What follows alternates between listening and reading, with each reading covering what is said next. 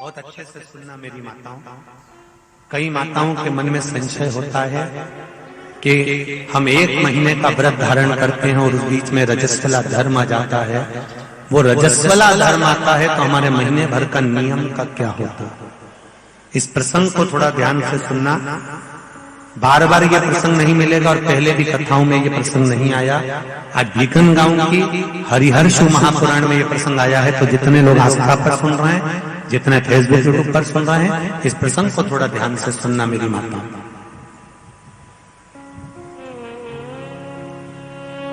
बहू ने अपने ससुर से कहा, पिताजी मैं कार्तिक के महीने के स्नान का नियम तो ले लेती हूँ। मैं कार्तिक के महीने, कोई माता कार्तिक के स्नान का नियम लेती हैं, कोई माघ महीने का स्नान का नियम लेती हैं, कोई चैत्र महीने के स्नान का नियम लेती हैं, कोई फागुन का लेती हैं, कोई बैसाख महीने के स्नान का नियम लेती हैं। कई माताओं की आदत रहती है, कई पुरुषों की आदत रहती है कि मैं 1 महीने तक कार्तिक का स्नान करूंगी। पर वो कार्तिक के स्नान में कुछ दिन ऐसे आ जाते हैं कि उसमें रजस्वला धर्म आ जाता है। अब वो रजो धर्म आ गया, रजस्वला धर्म आ गया, तो उस बीच में उसका नियम पूरा हुआ कि नहीं हुआ? उस बीच में वो 5-7 दिन जो स्नान के लिए नहीं गई, पूजन नहीं करी, तुलसी को जल नहीं चढ़ाया, शालिग्राम जी का पूजन या ठाकुर जी का श्रृंगार नहीं कर पाई, तुलसा महारानी का गीत नहीं गा पाई, तुलसी जी का दीप नहीं लगा पाई, तो उसको कार्तिक के महीने का, क्योंकि ये रजस्वला धर्म तो प्रत्येक महीने आना, नारी के लिए रजो धर्म तो हर महीने प्राप्त होना, तो हर महीने अगर रजो धर्म आना है तो कार्तिक महीने का फिर नियम पूरा कैसे हुआ? फिर नारी का नियम कैसे पूरा होगा? फिर नारी तो फिर नियम टूट गया, नियम टूट गया तो उसको कोई फल नहीं मिला। तो बहू ने अपने ससुर से कहा, एक साहूकार से, साहूकार की बहू ने कहा, ससुर जी मेरे मन के संशय को मिटा दो। मैं कार्तिक का स्नान करना चाहती हूँ और उस कार्तिक के स्नान में सबसे बड़ी अगर विघ्नता आती है तो मेरे 7 दिन 5 दिन जो रजो धर्म के जाएंगे, वो रजो धर्म में मेरा नियम टूट जाएगा। उस नियम को पूरा कैसे किया जाए?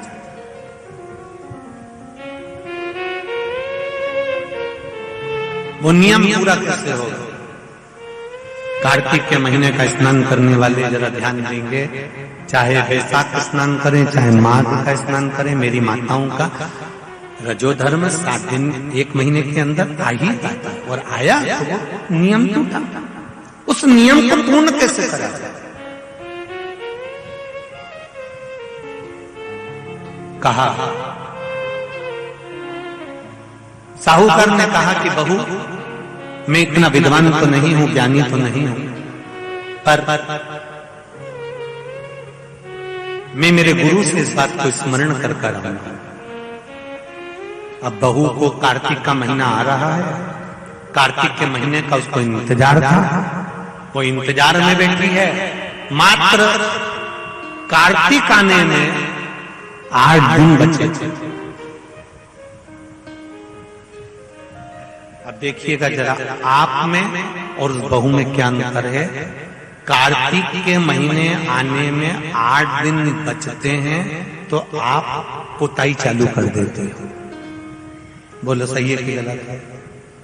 कार्तिक आने में, दिवाली आने में जब 8-15 दिन रहते हैं तब तुम पुताई चालू कर देती हो, सफाई चालू कर देती हो, ये काम चालू कर देती हो, वो काम चालू कर देती हो। सारे काम तुम्हारे कार्तिक का महीना आने के समय पर चालू हो जाता है। और बहू सफाई नहीं पूछ रही, साफ सफाई पर ध्यान दे रही है, पर ऐसा नहीं कि साफ सफाई नहीं कर रही, पर उसका ध्यान वही कार्तिक के महीने के स्नान में लगा हुआ है। आज बहू 8 दिन बचे और बहू का भोजन छूट गया, उसका भोजन नहीं, भाई मिला अंदर जाए। किसी चीज को पाने की जब तमन्ना होती है ना तो खाना पीना छूट जाता है। ये नागेश्वर मंदिर महिला मंडल से पूछ लेना। बहू की नींद चली गई, उसको भोजन नहीं भागा, नींद गई, भोजन भाया, बड़ी दुखी। साहूकार को कोई मिला चाहे ना मिला, इस बहू की आंख का अश्रु तुलसी के क्यारे के पास गिर गया। तुलसी के क्यारे के पास आंसू गिरा, अश्रु गिरा। महाराज अब बहू की आंख का अश्रु झलका, तुलसा महारानी की कुछ कृपा, देवर्षि नारद ने एक साधु का रूप धारण कर, साधु का रूप धारण करता देवर्षि नारद जिस मार्ग से साहूकार जा रहा था उसी मार्ग पर एक वृक्ष के नीचे जाकर बैठ गए। वृक्ष के नीचे बैठे और बैठते ही साहूकार ने देखा कि बहुत पहुंचे हुए बाबा लग रहे हैं, चंदन का तिलक लगा है, कंधे पर यज्ञोपवीत पड़ा हुआ है, बड़ी बड़ी जटा जूट है, मुख पर कुछ तेज पुंज है, बड़ा प्रकाश दिख रहा है। रुद्राक्ष की गले में माला पड़ी हुई है, हाथ में तुलसी की माला धरी हुई है। और साहूकार ने जाकर हाथ जोड़कर निवेदन करा, बाबा जी, ओ बाबा जी, मेरे मन के संशय को मिटा दीजिए। बाबा जी ने पूछा, क्या बात है बाबा? साहूकार जी बोले, मेरे बहू के मन का संशय है। नारी जब कार्तिक के महीने का स्नान करती है, या माघ महीने का स्नान करती है, या वैशाख महीने का स्नान करती है, या चैत्र महीने का स्नान करती है, नारी जब पूर्ण एक महीने का स्नान करती है तो बीच में जो रजस्वला धर्म आ जाता है, नारी 5 दिन 7 दिन जो काम नहीं कर पाती है, वो रजो धर्म के समय पर, रजस्वला धर्म के समय पर उसका 1 महीने का नियम खंडित हो जाता है। तो वो खंडित हुआ नियम पूर्ण कैसे हो, उसका वर्णन आप मुझे बता दीजिए। वो नियम मुझे बता।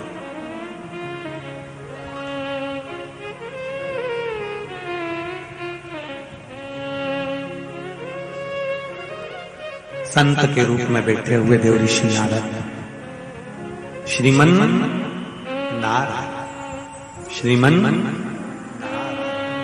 श्रीमन 7 बार देवर्षि नारद ने नारायण नारायण नारायण नारायण कहा।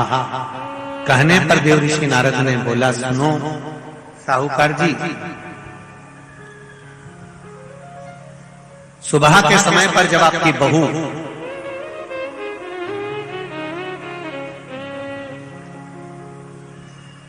मंदिर की ओर जाए तो उसको इस मार्ग की ओर लेकर आना। मैं आपको ज्ञान उपदेश दूंगा और वो ज्ञान उपदेश आप बहू को श्रेष्ठ दे पाए ना दे पाए, वो बहू सम्मुख में बैठकर सुनेगी तो उसको प्राप्त होगा। ये देखो वही कथा आ गई। आप खाओगे आपका पेट भराएगा, आप सुनोगे आपका कल्याण होगा। बेटों बेटियों को लेकर आओ, बहुओं को लेकर आओ, बच्चों को लेकर आओ, उनके सुनने से उनका लाभ, उनका लाभ। साहूकार घर गए, बहू से कहा, बेटा एक संत अपने गांव में आए हुए हैं और वृक्ष के नीचे बैठे हुए हैं, चलो आप चलकर उनसे अपने प्रश्न को कर लो। बहू ने भगवान का नाम लिया, स्मरण करती हुई बहू पहुंची और बहू ने जाकर तुरंत हाथ जोड़कर निवेदन किया, बाबा जी 1 महीने तक नारी कार्तिक का स्नान करती है, 1 महीने तक नारी माघ का स्नान करती है, 1 महीने तक नारी वैशाख का स्नान करती है, 1 महीने तक नारी चैत्र का स्नान करती है, बीच में अधिक मास का स्नान करती है। उस बीच में नारी का जो रजो धर्म आ जाता है, रजस्वला धर्म आ जाता है, उस समय पर नारी का जो करा हुआ व्रत है 1 महीने का, वो खंडित हो जाता है। उस व्रत की पूर्णता कैसे मानी जाए? तो उस समय पर देवर्षि नारद संत के वेश में थे। उन्होंने कहा कि बहू एक काम करो पुत्री, कार्तिक महीने के पीछे के जो 5 दिन 7 दिन पचवीगन के होते हैं, अगर नारी का रजस्वला धर्म बीच में आ जाता है तो पीछे के 5-7 दिन में से अगर एक दिन भी नारी ब्रह्म मुहूर्त का स्नान कर कर, सुबह का स्नान कर कर तुलसी में दीप प्रज्वलित कर देती है तो उसके बीच का जो खंडित भाग है वो समाप्त हो जाता है, उसे पूर्ण फल की प्राप्ति। अब फिर सुन लीजिए अच्छे से, अगर मान लो वो पचवीगन में ही नारी का रजो धर्म आ गया तो बहुत बहुत ध्यान से सुनना। ये कथा हरिहर शिव महापुराण की कथा जो भीकन गांव वालों को मिली है, संपूर्ण विश्व के कल्याण के लिए बहुत ध्यान देना। हर नारी का प्रश्न है, प्रत्येक नारी के प्रश्न ये सम्मुख में रहता है। मान लो आपने कहा कि रजो धर्म आ गया मध्य में तो आप पीछे के 5 दिन स्नान करो। वो 5 दिन में अगर रजो धर्म आ गया फिर शिव महापुराण की कथा कहती है, घर में रहने वाली कोई कुंवारी कन्या, घर में रहने वाला कोई पुत्र, घर में रहने वाला पति, घर में रहने वाली सास, घर में रहने वाली कोई सौभाग्यवती नारी, जेठानी, ननंद, देवरानी, या घर में रहने वाला कोई पुरुष अगर बाहर स्नान करने नहीं भी जा सकता, ब्रह्म मुहूर्त में प्रातः के समय पर यदि तुलसी में एक दीप और एक संध्या के समय पर दीप लगा देता है तो भी नारी का नियम पूर्ण हो जाता है। वो नियम खंडित नहीं, वो नियम खंडित नहीं। क्या 5 दिन